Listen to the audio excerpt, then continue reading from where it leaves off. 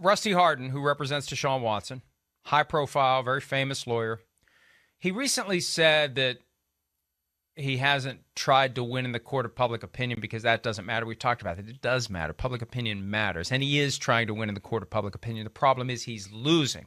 When you're losing at something, that's when you say you're not trying to win. Yeah, right. And he is losing. Right. He is losing in the court of public opinion. But he appeared on a podcast with Gabe Feldman, a Tulane University law professor. And Hardin's trying to make the argument that because the grand juries, and there were two of them, one in Houston that addressed 9 criminal complaints and one in a nearby county, because technically that's where the alleged misconduct occurred, addressed the other grand jury, or the other criminal complaint, excuse me. Rusty Hardin has an argument that because those grand juries did not indict Deshaun Watson, the NFL should do nothing to him. That the grand jury outcome operates as a full and complete exoneration, which I disagree with completely. And Hardin takes the argument, well, we know that the saying that a prosecutor can indict a ham sandwich, so if the jury doesn't indict the ham sandwich, then, the guy must be... No. The prosecutor has so much latitude. The other side of that is the prosecutor can indict a ham sandwich and the prosecutor cannot indict a ham sandwich or a murderer, frankly, if the prosecutor isn't motivated to get an indictment, because the prosecutor decides exclusively what is going to be presented. Right. And there's no lawyer there representing the accused. Right. And there's no lawyer there representing the accuser. Right. Saying, whoa, what the hell are you doing, prosecutor? You're not really trying very hard to get an indictment here.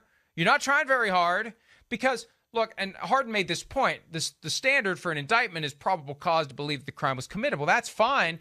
But the problem is once that indictment is entered, the prosecutor has to go forward and prove it beyond a reasonable doubt. Yeah, right. And there are going to be plenty of cases where the prosecutor says, how am I going to prove a case beyond a reasonable doubt when it is 2 people in a room and no one else there and no other way to prove who's telling the truth? Right. It's he said, she said. Both are valuable evidence, but they cancel each other out. And at a minimum, it creates reasonable doubt.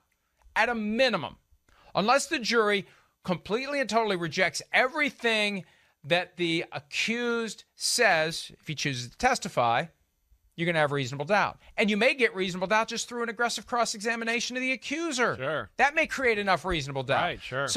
So that would explain. So I'm not ready to sign on to this idea that because the grand jury didn't indict Deshaun Watson, that means the NFL should say, well, good enough for us. Yeah, because agreed. again, and Chris, here's the thing to remember. Yeah, here you go. Here's the thing to remember. Mm-hmm.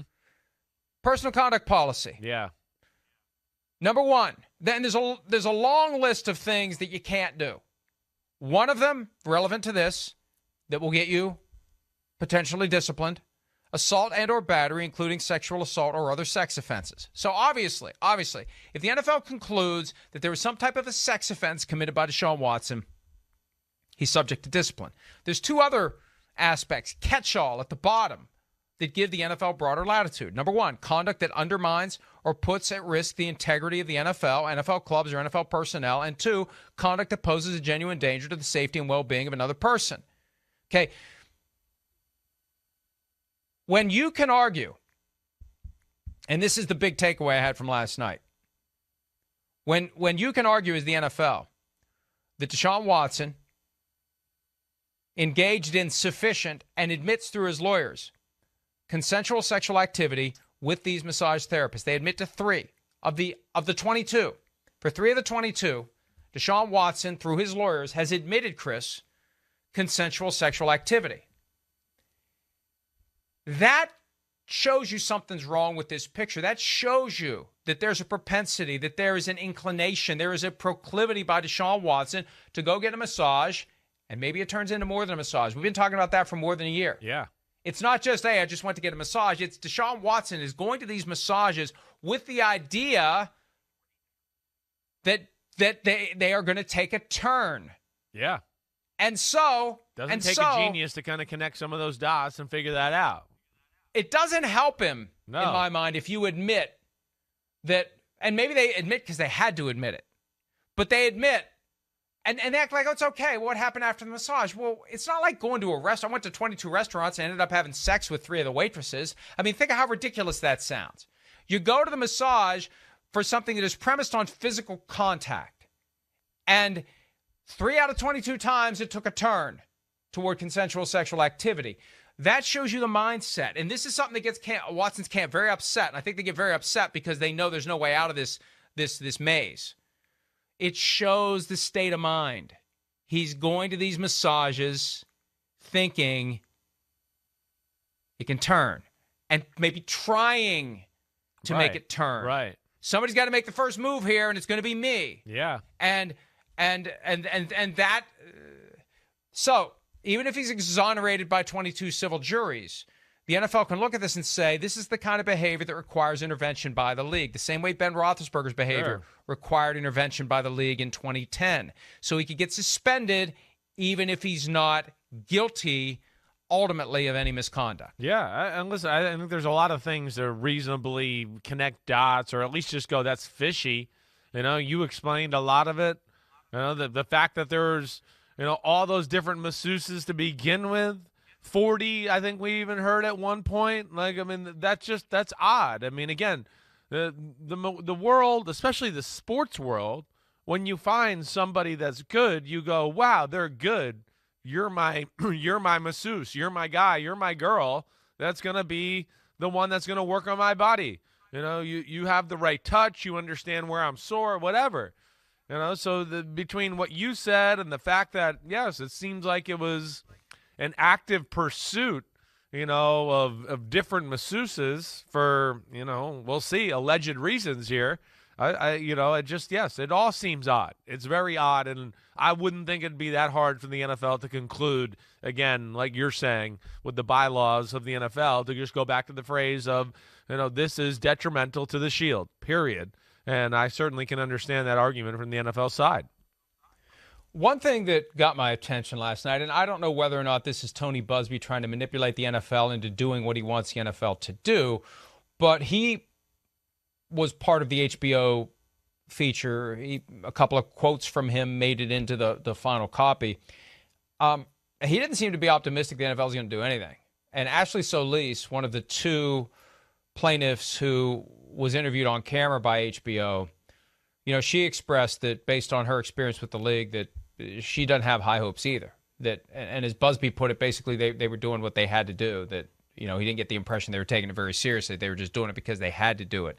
Now, again, I think maybe he's trying to shame the NFL into acting. A little? Yeah, right. Yeah. Like daring them to do it. He doesn't understand how the NFL operates, though, if he thinks that the NFL is going to choose a path of least resistance when the perception may be that they were too lenient as to a man who crossed the line with one or more up to 22 different women, because the failure to be appropriately harsh with Ray Rice in 2014 is what almost caused the commissioner to lose his job. He had about 10 days of his life in 2014, month of September, where Roger Goodell went to bed reasonably thinking, tomorrow it may hit the fan to the point where I have to step aside. Yeah, right. I may have to resign. Right. I may get pushed out. I may have no choice here. That's how bad it was. So in the aftermath of that, that was Ezekiel Elliott 3 years later. Never arrested, never charged, never even sued. And he got suspended 6 games. And there was no allegation of sexual misconduct. It was domestic violence, but not the sexual misconduct that Deshaun Watson is accused of. And again, if you are going to admit that 3 of the massages involving the 22 individuals who have sued Deshaun Watson culminated in consensual sexual activity, you are making one hell of an admission. And I remember it's been a couple of months now. And this was a phone call that was placed to me with no advance comment of being off the record or anything like that. All I know is there was a ruling in the case that Deshaun Watson would have to answer questions about whether or not he had consensual sexual activities with the 18 individuals who came forward with positive comments about it. Remember that battle in the court of public opinion that Rusty Hardin isn't trying to win, but is actually trying to win and losing? The 18 individuals, it backfired on them because now they can probe into whether or not these 18 individuals and Deshaun Watson had consensual sexual activities. And I got an angry phone call Profanity, not used by me. Angry phone call that I'm being unfair. I'm being this. I'm being that. It's like, look, this makes sense. They're trying to prove that Deshaun Watson gets massaged with the idea that it's going to turn into sex. Yeah. That's the core of the case. The idea that there are individuals who agreed to provide him a massage and who claim that I wasn't interested in that. He crossed the line, and he kept going, and he kept trying. And again, each of those cases could fail. Good luck winning all 22 if you're Deshaun Watson's camp. Good luck. Good luck. Coin flip proposition. Good luck winning 22 coin flips. That's a different issue altogether. Even if they win all 22, the fact that he was engaged in that type of lifestyle with all those different massage therapists, there's a point where common sense kicks in. We know what he was doing. We know what he was trying to do. And admitting to having consensual sex with 3 of the 22 who sued him provides that, the basis for that. So don't get mad. Don't get mad, folks. We're just reacting to the facts that are in front of us. I had somebody ask me, what happens if Deshaun Watson isn't guilty? Somebody emailed me that before the show. What happens if he isn't guilty? My response is, guilty of what? See, that's the question. Right. What's he guilty of? Right. He's not guilty of any criminal offenses in the eyes of the grand juries. Whether or not he's guilty of civil offenses is up to 22 different juries. Whether he's guilty of violating the standards that apply to every NFL player is up to the NFL. And that standard, that test, those facts are very different from what we're dealing with the 22 individuals. That's the important thing to remember as this moves forward. Yeah, I mean, and as you've stated, we've stated, I mean, that seems like there's enough there for the NFL to do something. I mean, it does, just by two guys that follow the league the way we do for as long as we have. I wouldn't. If they care about what happened with Ben Roethlisberger has right. any relevance whatsoever, where he was accused by 2 people, sued for rape in Nevada, and then the accusation made in Millersville, Georgia, that almost resulted in prosecution, but ultimately the prosecutor's like, there's no way I can prove a crime here. It's too muddled. It's too, and I still think Ben Roethlisberger. I don't know this, but common sense suggested to me he reached some sort of an agreement with the second accuser to resolve her potential claims, and that went a long way toward no prosecution happening. But the NFL still suspended him 6 games, reduced to 4 for 2. This is 22, folks. That's the one thing. And look, I know the people who represent Deshaun Watson have a job to do. I understand that. We all have a job to do. And folks agreed to represent this guy in the face of 22 allegations, but there are 22 allegations. The lawyer last night, Leah Graham, spoke to Soledad O'Brien. Right. Deshaun Watson declined. That's fine. Rusty Hardin didn't get interviewed. That's fine. It's his prerogative. Leah Graham is the one who fielded the question, Chris, the very simple question. And came in at the 11th hour here to be involved in this, right? Well, because they weren't going to do anything. See, they weren't inclined to do anything because, and I think I mentioned this the other day, everybody wants to be treated fairly, but they have their own assessment of what it means to be treated fairly. And Deshaun Watson's camp thinks you're not being fair if you aren't digging into the backgrounds of each of these 22 people, looking for things that you could point to say, aha, each one's lying. You're not being fair to Deshaun Watson if you're not personally vetting each and every one of these claims so you can find the thing that shows that maybe their version shouldn't be believed. You're not being fair to him if you're not doing that. So they were concerned that HBO wasn't going to be fair. But at the end of the day, Leah Graham was interviewed on camera by video link, not in person, not face-to-face, and was asked a very important question by Soledad O'Brien. Best question of the interview. Why do you believe Deshaun Watson over 22 women? Why should people believe him over 22 different women? And the argument was, this isn't about the 22 women. This is about the one lawyer. And the one lawyer is doing all this to, number one, increase his social media following, and number two, so he can get on shows like this. I mean, if that's your look, this is the culmination of months of effort and hours of work and study and thought. You get asked that question. Why should we believe Deshaun Watson over 22 people? And the answer is, well, this is about his lawyer. And this is about his lawyer increasing his social media platform and being on TV shows like this. And that's it? I'd like to think he'd come up with something better than that. Because, Chris, seems weak. If this truly is Tony Busby holding together 22 cases that truly have no merit, There's no way he's going to hold it together for 14 months. Not when there were two different occasions where the case is almost settled.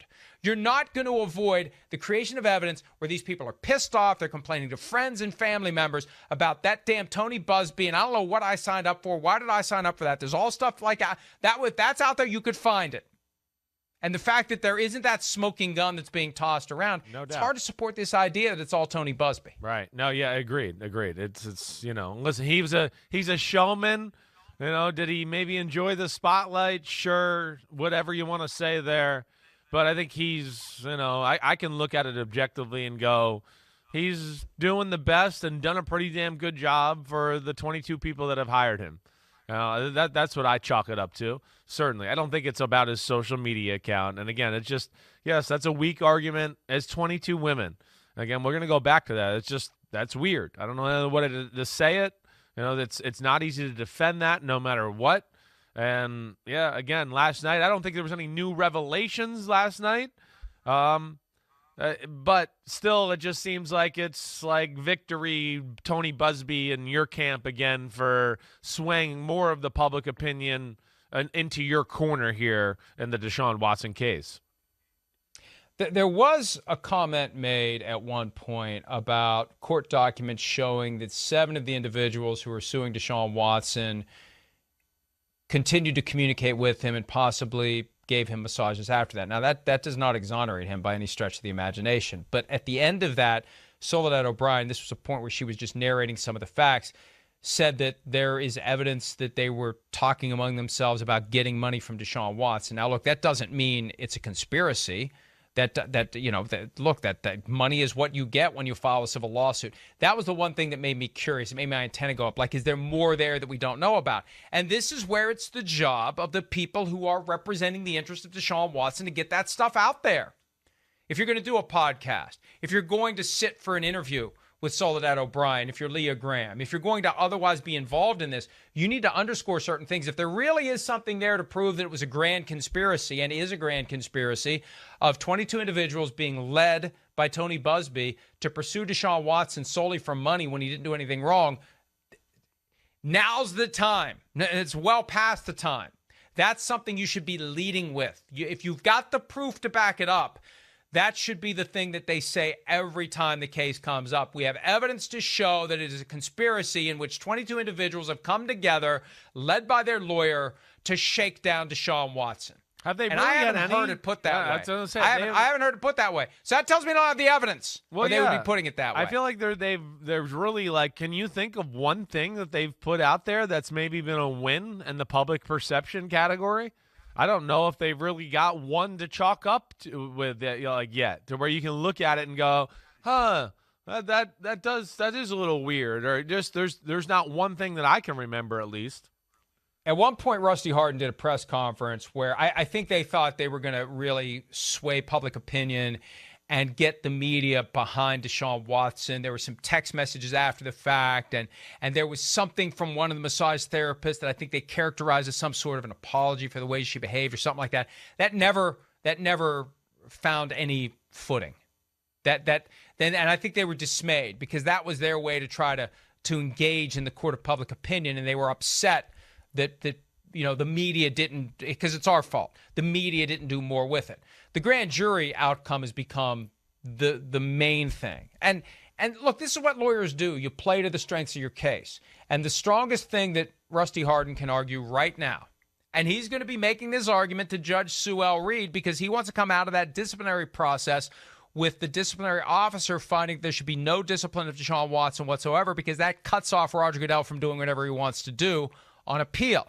His argument's going to be because the grand juries did not indict Deshaun Watson, that means the NFL should do nothing to him either. But again, the NFL has a different standard. The NFL has different rules that apply.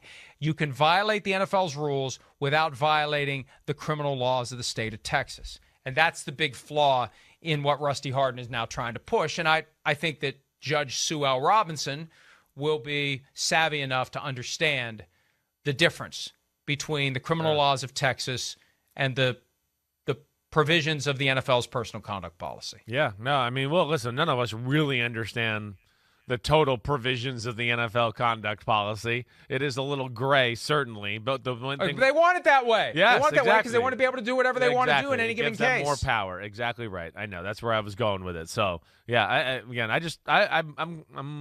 I hope there's some sort of decision here at some point, and we start getting down the track of finality at some point here.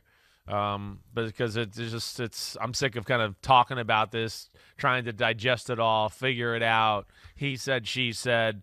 It's coming to a head here, and I would think, like you've said, it's coming. Any one of these next few weekends, we're going to hear something from the NFL on Watson. Yeah, they have to be, because the Browns need to know who their quarterback's going to be. Whoever the quarterback's going to be needs to know. The opponents need to know. The fans need to know. And the NFL's 7 sportsbook partners who would like to put the Browns' future bets back on the board need to know what's going on as well. And when the NFL is taking money directly from those 7 companies, they have a voice now too. Come on, let's go. We got people that want to either bet for or against the Browns. We've had them off the board for months now. We want to be able to put them back on. Hi, I'm Mike Tirico, and thanks for watching. Make sure to hit subscribe for the latest news and highlights from NBC Sports.